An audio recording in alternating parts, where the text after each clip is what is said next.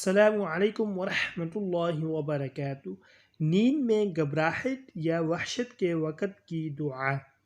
اعوذ بکلمات اللہ التامات من غضبہ وعقابہ وشر عبادہ ومن همزات الشیاطین وأن يحضرون۔